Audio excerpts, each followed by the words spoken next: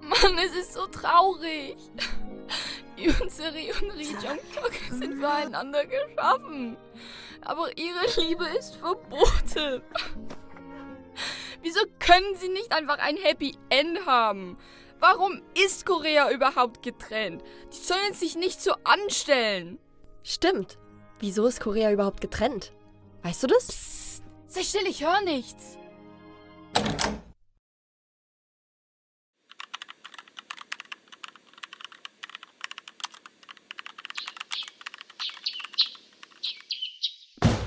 Ich hab's verstanden.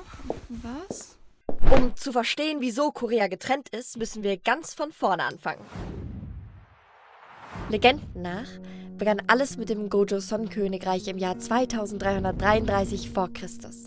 Das hielt recht lange, bis das Han-Reich, also China, sich einmischte und die Halbinsel in Präfekturen aufteilte. Darunter die Präfektur Lelang. Von dort aus verbreitete sich die chinesische Kultur auf die ganze Halbinsel. Im 10. Jahrhundert war der Stamm der Goguryeo Herrscher über die ganze Halbinsel und es kam zu einer kulturellen Blütezeit, in der auch der Druck weiterentwickelt wurde, Jahre bevor Gutenberg überhaupt geboren war. Wir sehen also, die Halbinsel hat eine Kultur, die Jahrtausende zurückführt und das, bevor wir überhaupt bei der Dynastie angelangt sind, die die koreanische Kultur bis heute beeinflusst. Ich spreche natürlich von der Joseon-Dynastie. Sie startet 1392 mit der Krönung von Lee Seong-gi. Die prachtvollste Dynastie in der Geschichte Koreas, die bis zur Besetzung Japans anhalten wird. Und Japan wird dann Korea trennen? Oder wie? Ich sehe nicht ganz, was das alles damit zu tun hat. Genau, also, nein, eigentlich gar nicht. Aber es ist wichtig zu verstehen, was alles davor war. Also, Yi-Dynastie, König Lee Seong-gi, baute gute Beziehungen mit China, dem Ming-Reich, auf und taufte die Halbinsel Joseon, wie Nordkorea sich bis heute noch nennt. Er sorgte für stabile Politik und ernennt auch, was heute Seoul ist, zur Hauptstadt. Der Lebensstandard steigt und alles war großartig. Wir spulen vor bis ins Jahr 1592. Japan entschloss sich zu expandieren und griff die Halbinsel an. Jedoch mit ihrem langjährigen Bestie China konnte Korea Japan wieder vertreiben. Das Kaiserreich Korea war zwar kein Teil von China, jedoch ein Vasallenstaat. Das bedeutete, dass es eine Beziehung zu China hatte, in der es Tribute zahlte und im Gegenzug Schutz und Anerkennung erhielt. Dann kam die Zeit, in der sich Korea 200 Jahre lang von der Außenwelt abschottete und dafür auch 200 Jahre Frieden hatte. Bis Japan vor der Tür stand und sich ausgeschlossen fühlte. Hier startet nun ein langes Hin und Her zwischen Japan und China. China fand, sie waren zuerst da und wären viel die besseren Freunde. Japan andererseits fand, es sei unfair und Korea wäre doch glücklicher, wenn es mit Japan zusammen wäre. Beide wollten, dass Korea offiziell unabhängig ist, jedoch eigentlich auf den jeweiligen Staat angewiesen ist. Korea hingegen wollte einfach nur seine Ruhe und bestand auf seine Neutralität. Japan machte aber so viel Druck auf Korea, dass die Regierung das Land wieder öffnete und einen Vertrag unterzeichnete, in dem Japan die Beziehung zwischen Korea und China aberkennt. China fand das Ganze nicht so cool und so standen am Schluss beide Länder mit Truppen in Korea. Sie einigten sich dann im Tianjin-Vertrag, sich aus Korea herauszuhalten und nicht mehr einzumischen. König Gojong wollte die Souveränität seines Landes weiterhin sichern. Auf Anfrage an den außenpolitischen Berater Paul Georg von Möllendorf in China wurden Russland und Korea Handelspartner.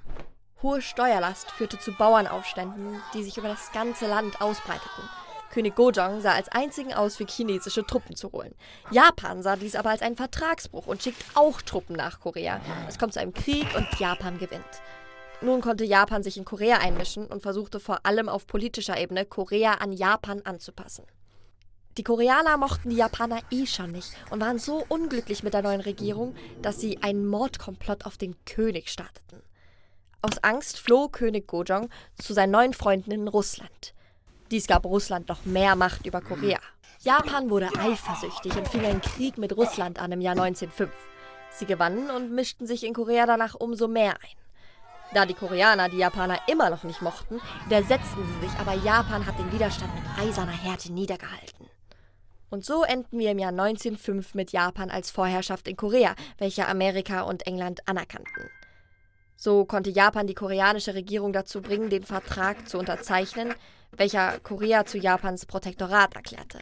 König Gojong versuchte mit diplomatischen Mitteln Japan zu stoppen. Doch seine Anfragen nach Unterstützung trafen nur auf taube Ohren. Bis schließlich am 22. August 1910 der Japan-Korea-Annexionsvertrag unterzeichnet wurde, der Korea offiziell zu einem Teil des japanischen Kaiserreichs machte. Der Kaiser musste alle Souveränitätsrechte über Korea abtreten, was den Traum eines unabhängigen koreanischen Staates beendete. Die Übernahme Koreas durch Japan war das Ergebnis einer Kombination aus interner Instabilität, diplomatischem Druck und politischer Manipulation. Die Japaner beuteten ihre neue Kolonie vollkommen aus. Sie förderten die Reisproduktion, exportierten dann aber das meiste nach Japan und hinterließen den Koreanern Hunger und Krankheiten. Am 1. März 1919 versuchten die Koreaner, sich mit friedlichen Demonstrationen von ihren Unterdrückern zu befreien. Die Japaner hatten jedoch einen anderen Plan, und so trafen die friedlichen Demonstranten und Demonstrantinnen auf die Gewalt des japanischen Militärs, was mit 7.000 Toten, 15.000 Verwundeten und 46.000 Verhaftungen endete. Bis heute ist der 1. März ein Gedenktag. Japan war überhaupt nicht erfreut über den Aufstand und machte das Leben in ihrer Kolonie Korea nur noch schlimmer. Koreanisch zu sein wurde als etwas Minderwertiges und Unterlegenes angesehen. Schulen wurden ausschließlich auf Japanisch unterrichtet und eine Zeit lang mussten Koreaner ihren Namen in japanische Namen ändern. Im Jahr 1920 entstand in Shanghai die Kommunistische Koreanische Partei. Doch nicht alle waren von dieser neuen Partei direkt begeistert. Manche sahen sie als eine legitime Opposition gegen die japanische Besatzung. Viele waren skeptisch und befürchteten politische Instabilität. Es gab Bedenken, dass kommunistische Ideen die traditionellen gesellschaftlichen Strukturen Koreas beschädigen könnten. Mit dem China-Japan-Krieg im Jahr 1937 lief die Ausbeutung von Korea auf Hochtouren. Wichtige Nahrungsmittel wurden nur noch nach Japan exportiert und Korea sank immer weiter in die Hungersnot. Es kam der Zweite Weltkrieg und Pearl Harbor wurde von Japan bombardiert. Japan exportierte aber nicht nur wichtige Nahrungsmittel. Nach der Bombardierung wurden Zehntausende Koreaner zum japanischen Militärdienst herangezogen oder zur Zwangsarbeit nach Japan verpflichtet. Dazu kamen die koreanischen Frauen, die als Trostfrauen zwangsprostituiert wurden. Bis Ende des Zweiten Weltkriegs waren etwa 2 Millionen Koreaner und Koreanerinnen in Japan. Nachdem sich der Sieg der USA langsam abzeichnete, nahm die koreanische Exilregierung den Kontakt mit den Alliierten auf. Ihr Ziel war es, die lang ersehnte Unabhängigkeit ihres Landes sicherzustellen. Der damalige US-amerikanische Präsident Roosevelt war entzückt von der Idee, Korea nach dem Krieg unter alliierte Treuhandschaft zu stellen. Der Plan war, den Staat langsam vom Kolonialismus zu befreien, aber trotzdem den amerikanischen Einfluss sicherzustellen. Die Russen sahen dies jedoch genauso. Deswegen einigten sich Stalin und Roosevelt auf eine internationale Treuhandschaft für Korea im Jahr 1945 auf der Konferenz von Jalta. Und dann, als Japan nach dem Abwurf der Atombomben auf Hiroshima und Nagasaki die bedingungslose Kapitulation erklärte, standen russische Truppen bereits in Korea, während die amerikanischen Streitkräfte sich noch im Südpazifik befanden. Die Amerikaner befürchteten ein Machtvakuum, also machten sie den Russen den Vorschlag, das Land am 38. Breitengrad zu teilen. Eine schnelle Entscheidung, die unter Zeitdruck und mit wenig Wissen über Korea getroffen wurde. Erstaunlicherweise stimmte Stalin zu.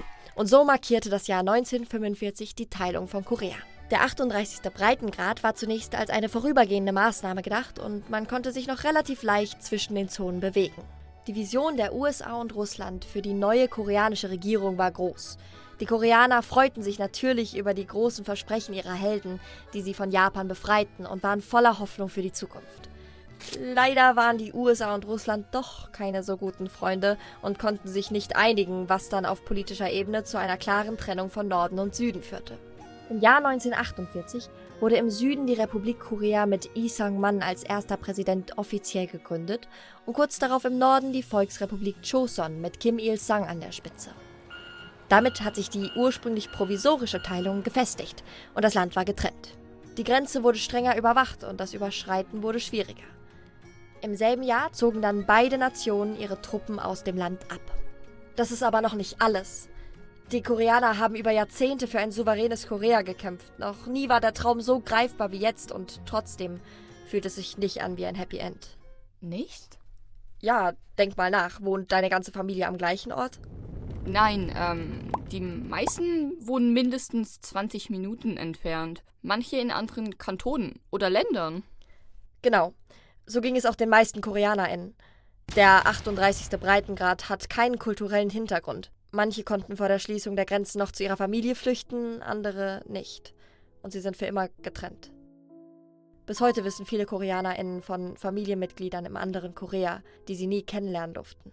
Zur Zeit der Trennung gab es keine Identität als Süd- oder Nordkoreaner. Man war einfach nur Koreanerinnen oder Koreaner, die unbeschreibliche Ausnutzung und Folter durch die Japaner überstanden hatten und von einem eigenen Korea träumten. Haben die KoreanerInnen nie versucht, etwas für eine Wiedervereinigung zu tun? Oh doch, natürlich, aber es war nicht so einfach. Zuerst muss ich dir aber von einem der schlimmsten Kriege in der Geschichte erzählen. Im Morgengrauen des 25. Juni 1950 überschritten nordkoreanische Truppen den 38. Breitengrad. Da man im Süden schlecht vorbereitet war, eroberten sie innerhalb von wenigen Tagen Seoul und traten weiter nach Süden vor. Das Ganze startete mit Spam-Nachrichten nach Moskau. 48 Telegramme von Kim Il-sung brauchte es, bis er Stalins Zustimmung für den Krieg erlangte. Kim Il-sung hatte die Idee, mit einem kurzen Bruderkrieg die Wiedervereinigung Koreas militärisch zu erzwingen. Jedoch trafen sie auf großen Widerstand der UNO, die die Mitgliedstaaten aufforderten, Südkorea militärisch zu unterstützen. Die Unterstützung kam von 15 weiteren Nationen, die sich mit Truppen beteiligten. UK, Australien, Niederlande, Kanada, Frankreich, Neuseeland, Philippinen, Türkei, Thailand, Südafrika, Griechenland, Belgien, Luxemburg, Äthiopien und Kolumbien. Nordkorea hatte schon fast die ganze Halbinsel übernommen, bis die amerikanische Luftwaffe sie bei Daegu stoppen konnte. Zu dieser Zeit dachte man, Nordkorea hätte den Krieg für sich entschieden, bis die USA die UNO-Reverse-Karte spielte und mit einem überaus strategisch kühnen Schachzug das gesamte südliche Gebiet des 38. Breitengrades zurückgewann. Sie schritten weiter bis nach Pjöngjang und Ende November bis zum Yalu-Fluss, dem Grenzfluss zu China. Die Amerikaner wurden angewiesen, auf keinen Fall den Fluss zu überschreiten, da man einen Konflikt mit China nicht riskieren wollte. Dies ermöglichte es China, einfach 300.000 Mann ins nordkoreanische Militär einzuschleusen und so konnte Nordkorea wieder das Blatt wenden und den Norden wieder unter ihre Kontrolle bringen. Weder die Alliierten noch die Nordkoreaner konnten den Krieg für sich entscheiden. Und das stetige Hin und Her ging weiter, bis der sowjetische UNO-Delegierte Schritte zur Beendigung der Feindseligkeiten vorschlug. Es brauchte 765 Konferenzen über 2 Jahre hinweg, bis es am 27. Juli 1953 in einem Dorf im Grenzgebiet zur Unterzeichnung des Waffenstillstands kam, der bis heute gilt. Die Grenze ist stark militarisiert, mit Minenfeldern, Wachtürmen und Truppen auf beiden Seiten. Das Überqueren der Grenze ist extrem gefährlich und wird mit strengen Strafen belegt. Und wieso war dieser Krieg einer der schlimmsten? Du musst verstehen, dass die Bombardierung extrem intensiv war. Die Amerikaner warfen mehr Bomben auf Korea ab als im ganzen Pazifikkrieg. Dazu kommt, dass das alles in einem kleinen Zeitfenster passierte und Korea flächenmäßig nicht sehr groß ist. Nordkorea wurde von den Bomben plattgewalzt und durch das stetige Hin und Her der Besatzung des Nordens und Südens waren natürlich nicht nur die heutigen Nordkoreaner betroffen, sondern die ganze Halbinsel bekam die amerikanischen Bomben ab. Die Amerikaner schossen aber nicht nur auf die Nordkoreaner. Sie vermuteten nordkoreanische Spione, die sich unter Zivilistengruppen mischten. Der bekannteste Fall ist das Massaker am Nogenri, bei dem im Juli 1950 Hunderte von südkoreanischen ZivilistInnen, die zu Fuß auf der Flucht vor den Kämpfen waren, von US-Truppen angegriffen wurden. Die US-Soldaten erhielten Befehle, alle Personen, die sich in der Nähe ihrer Position aufhielten, als feindlich zu betrachten, was dazu führte, dass viele unschuldige ZivilistInnen getötet wurden. Man schätzt die Verluste im Koreakrieg auf etwa 1,25 Millionen Soldaten und mindestens 2 bis 4 Millionen ZivilistInnen, die ums Leben kamen. Das ist ja schrecklich. Genau. Du weißt ja, wie schlimm die Bombardierung war. Sie brachte grausame Verwüstung über die Halbinsel und von dort aus mussten sich beide Seiten neu aufbauen. Im Norden konnte sich Kim Il-sung als Volksheld und Retter Koreas festigen. Im Süden musste man sich zuerst an die neue Regierungsform gewöhnen und hatte mit korrupten Präsidenten zu kämpfen. Die südkoreanischen Studierenden starteten eine Reihe von Protesten in den 60er und 70er Jahren. Sie kämpften gegen die korrupte Regierung für eine politische Reform und stellten sich gegen die starke Einflussnahme der USA im Land. In den 80ern führte diese Bewegung dann mit massenhaften Protesten schließlich zur Demokratisierung Südkoreas. Die beiden Länder entwickelten nach dem Krieg eine immer stärkere Identität als Nord- und Südkoreaner. Vor allem durch die Führungsmächte, die sich ihre Machtpositionen sichern wollten, schwand der Traum der Wiedervereinigung immer mehr. Wow, das wusste ich alles gar nicht. Zumindest hatten Ri Jong-hyuk und Yoon Se-ri ein Happy End und nicht so ein tragisches Ende. Gut für sie.